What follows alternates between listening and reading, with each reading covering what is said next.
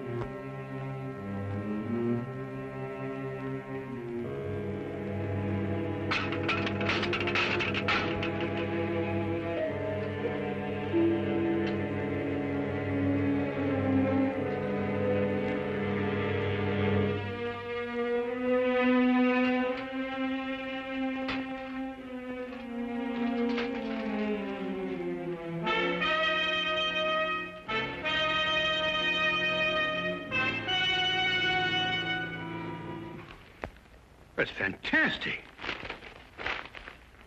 Absolutely fantastic. Huh? Well, first the gold seal from Edinburgh Castle, and then naval secrets from the Admiralty, and now Queen Elizabeth's jewels. What in thunder is Scotland Yard doing? Dunno. Well, it makes chills run up and down my spine. There's no clue to any of the thefts. Ha. You must have some ideas on this case. Huh? What are you doing, anyway? Research. Research?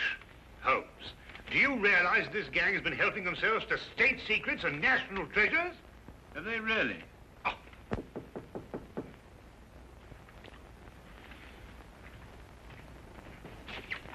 Oh, hello, Inspector. Come on in. Good morning, Dr. Watson. Is Holmes in? Yes, he is, but our communications seem to be faulty. Oh. There you are, Holmes. Oh, good morning, Lestrade. You're up early. Well, you'd be up early, too, if every government official in London were breathing down the back of your neck. Yes, I must say that would make sleep rather difficult, wouldn't it? Holmes, I'll come straight to the point. I need your help. Indeed? It's these extraordinary thefts. Government stuff, you know. This man and his gang have evaded every trap we've set for them, and the commissioner's demanding results. I gather that your position is somewhat precarious and you wish to secure it, eh? Well, all right, Holmes. You can put it that way if you wish. Well, Lestrade, you know there's only one thing for you to do. To regain the confidence of your superiors, you must go out and capture this criminal yourself. Well, goodbye, Mr. Holmes. Fine, Lestrade. Good luck. Lestrade, if I can be of any assistance, please don't hesitate to ask me. Thank you very much, Dr. Watson. Good day. Good day.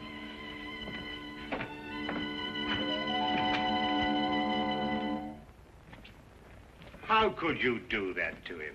He did everything but beg you to help him. Well, it's the Yard's job to solve these cases. Besides, I'm always giving him help.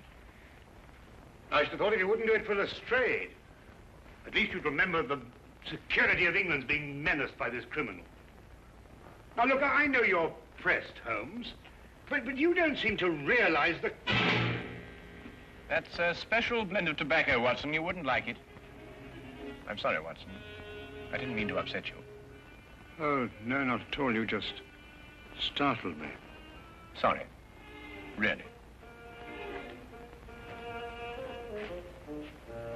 I'm just going out for a walk in the fresh air. Oh, yes, well, goodbye, Watson. Enjoy your walk.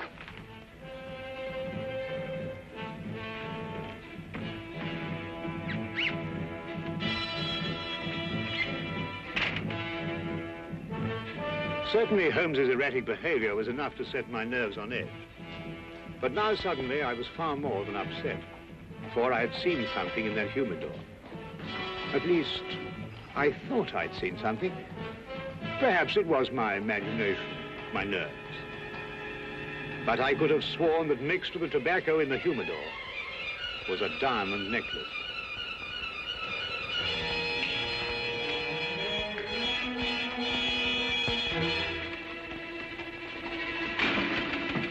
Oh, are you just going out?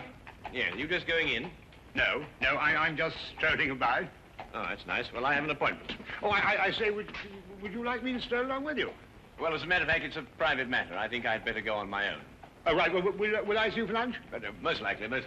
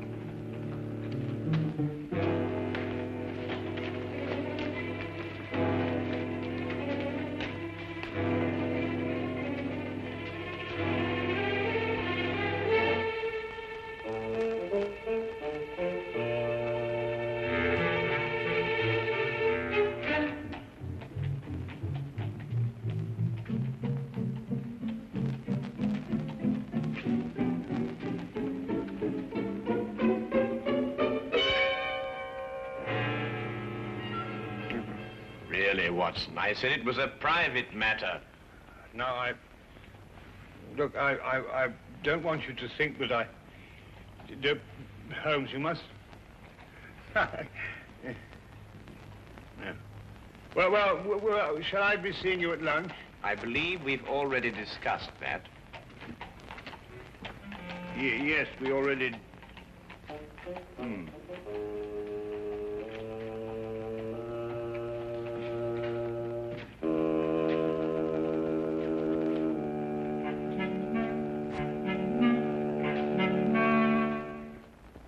When Holmes returned, he was kind enough to let the morning affair be forgotten, or apparently forgotten.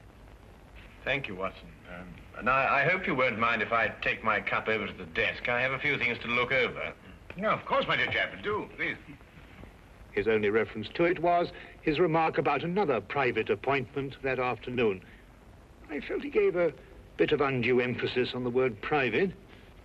As for me, as terrible as the morning experience had been, it actually stressed the importance of continuing my investigation.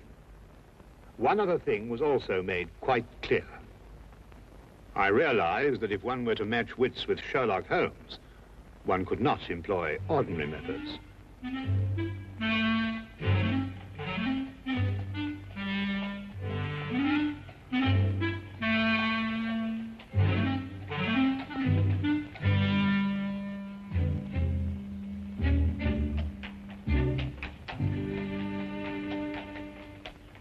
Charing Cross Station, please. I'm sorry, sir, this cab's engaged. That's all right. I'll double your fee. I'm sorry, sir, this cab is not available. But Belinda and I, we're eloping. We don't have time to, I'm very sorry, young man. I'll triple your fee. For the third and last time, young man, will you kindly go and elope with somebody else? Nobody understands us. Not your father or my mother, nor this cabbie. Come, Belinda. We will fight the world together. But we will prove our love.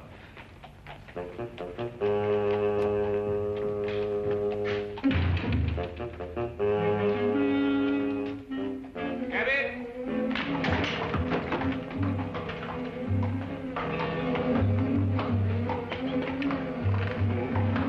Number 860. What in heaven's name are you doing up here? This, sir, is where the cabbie usually sits. No. Really, Watson?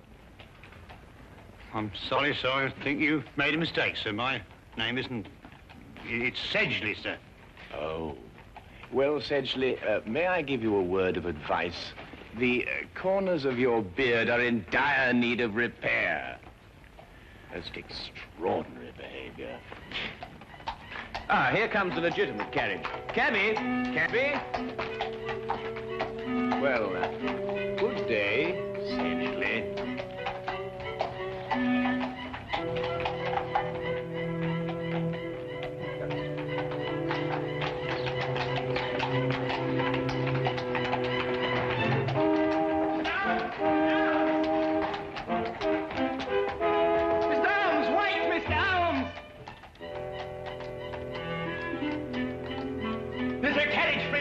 Yes, sir, yes. Good. 816 Bleak Street. And get a move on, I gotta catch that gent what just took off. Get in, sir. 816 Bleak Street. Right you are, sir. Right.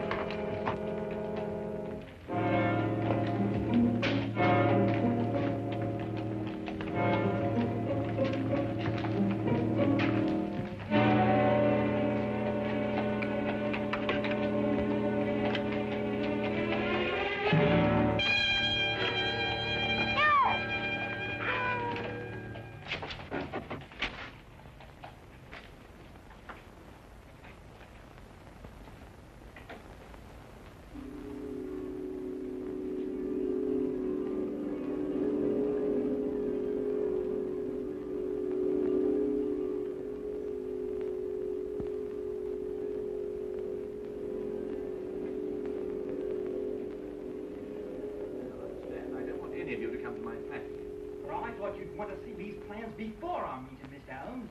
Minor difficulties, nothing serious. Now, Miss Ames. Yes, Mr. Holmes? I want you to take 15 paces to the right and 10 to the left. You must all remember that the first requisite of being a good thief is capable planning. As the newspapers have said, we are the most successful thieves England has ever known.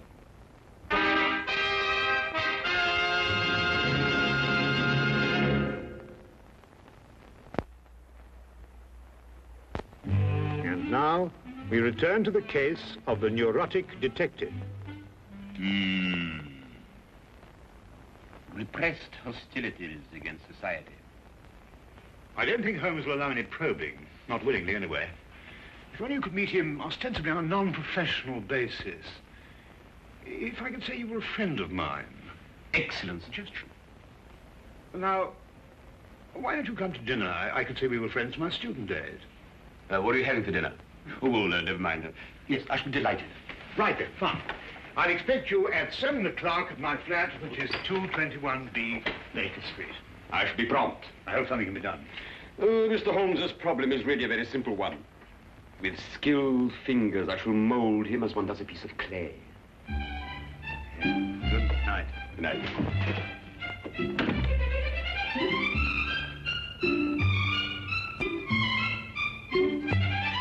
Ah, yes, the inner workings of the mind, Professor. Fascinating. It is amazing how many seemingly normal people are mentally disturbed. Now, take yourself, Mr. Holmes, as a purely hypothetical example.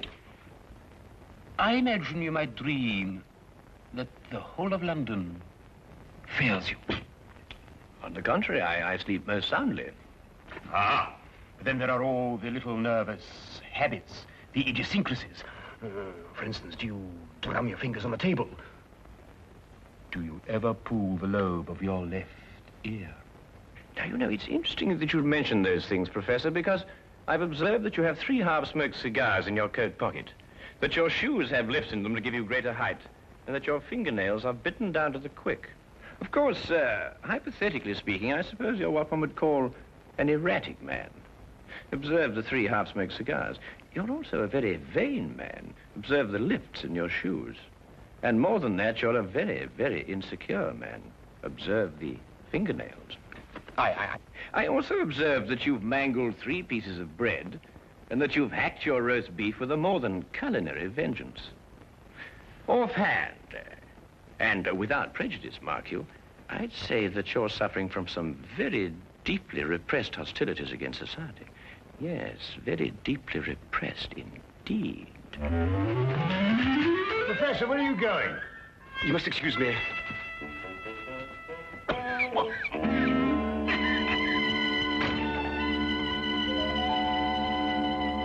Extraordinary friends you have, Watson.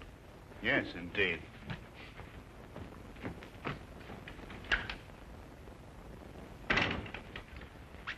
Say, he's completely disappeared. Oh, it's just as well anyway. I'm going to go out myself in a few minutes. Oh, really? A private matter?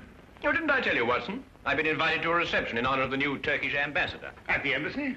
No, no. As a matter of fact, my dear fellow, it's at the house of our Minister for Foreign Affairs. Oh.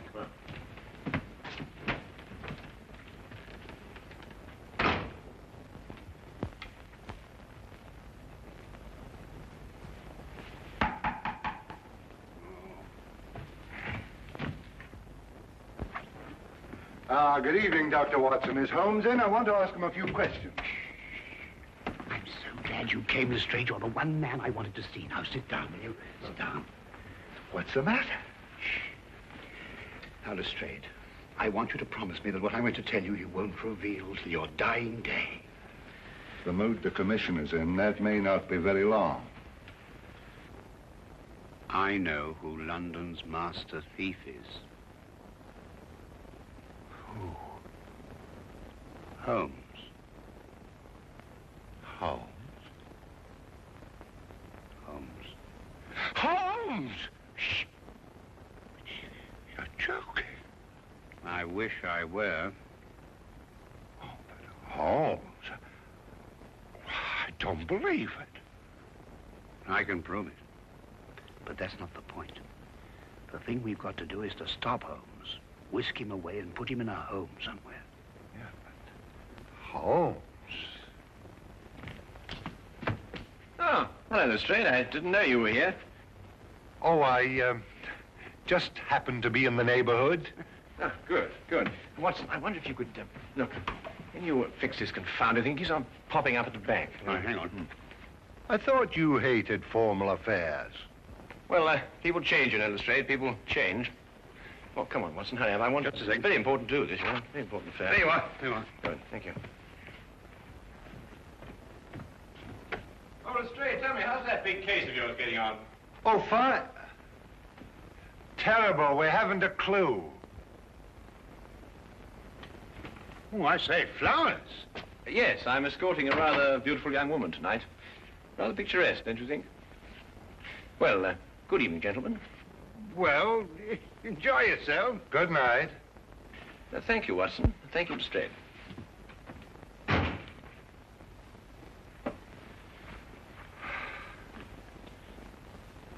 We knew what he was going to do. Let's look at this as Holmes would have... Well, I mean, when he was normal. You know, those formal clothes are very odd. Well, he was invited to a reception at the house of the Minister of Foreign Affairs. Big diplomatic thing. Yes, but ordinarily stay miles away from a thing like that. Therefore, perhaps he has a special reason for going. Perhaps.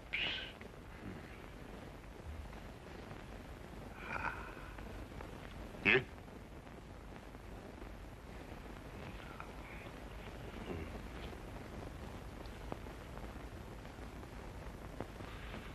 Official papers of state.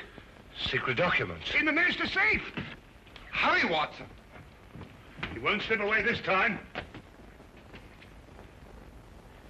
You know, Lestrade, I've never been so unhappy in my life.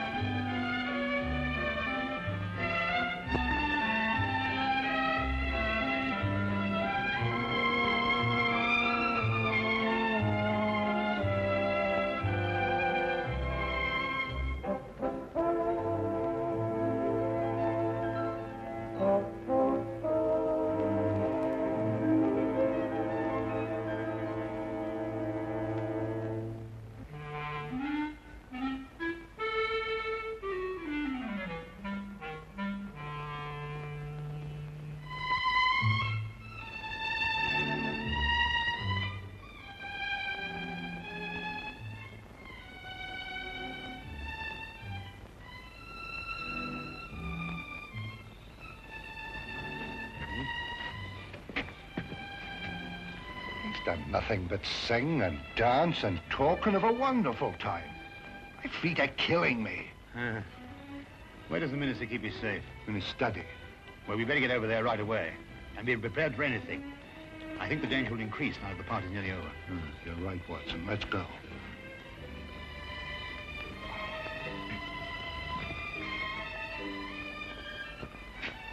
Ah, Wilkins.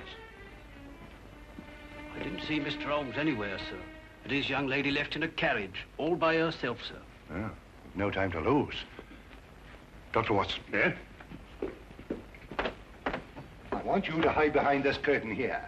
And, Wilkins, what's in here? It's a cupboard. I want you to stay in here and come out when you need it. Right, sir. I'm going to stay in the hall. We'll get Holmes no matter what he does. Right. Right.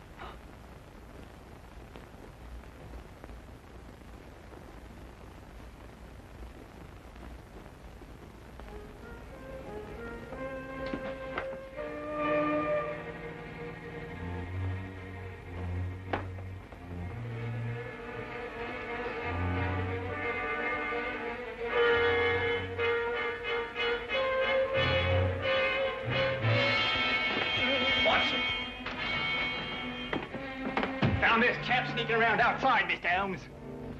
Good work, Toby.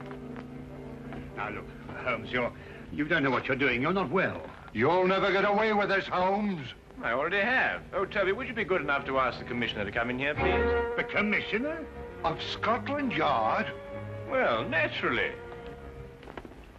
Now, look, Holmes, I'll take you away to France or Switzerland and Spain. I mean, you'll have a nice long rest.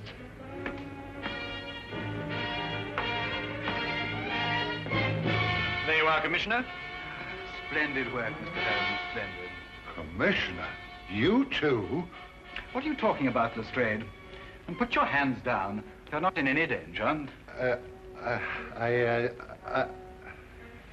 Yes.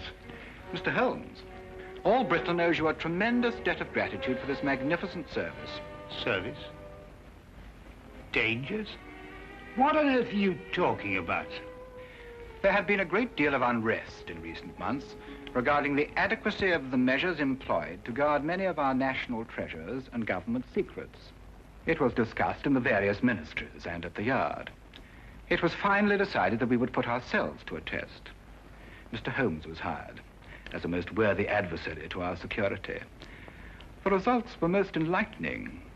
A far tighter security system has already been planned. Working for Scotland Yard? But Holmes, why didn't you tell me? Because the only true test could be obtained by keeping the utmost secrecy. Every personal reaction had to be genuine. The men from Scotland Yard were told nothing because they too were being tested. It was essential that everyone believe these thefts in order that the test could be accurate and worthwhile. And the reactions were most amazing at the Yard. And to think, Watson, you didn't trust me. Oh, I say, look here, Holmes. No, Holmes, really, you've got to listen to me, please. I mean, get my point of view. I mean, for all I knew, the whole British Empire was at stake. Well, yes, you have a point there. Come along, Sedgley. Oh, really, Holmes? Sedgley?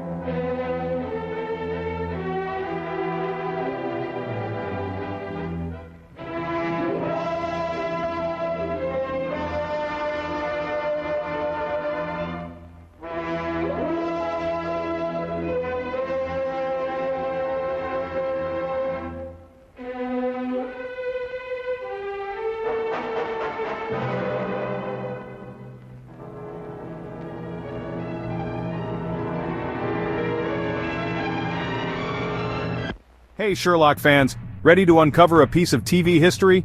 In 1954, the world got its first full-season TV adaptation of Sherlock Holmes. Ronald Howard, son of legendary actor Leslie Howard, brought a fresh and charming twist to the detective. And let's not forget Dr. Watson, played by Marion Crawford, who added humor and warmth to the duo. Directed by Sheldon Reynolds and filmed in France, the series cleverly dodged copyright issues in the UK and the US. Each episode, inspired by Arthur Conan Doyle's stories, blended mystery, deduction, and 1950s charm. If you enjoyed this dive into TV history, hit subscribe to Timeless Full Features. More classic mysteries await. The game, dear friends, is always afoot.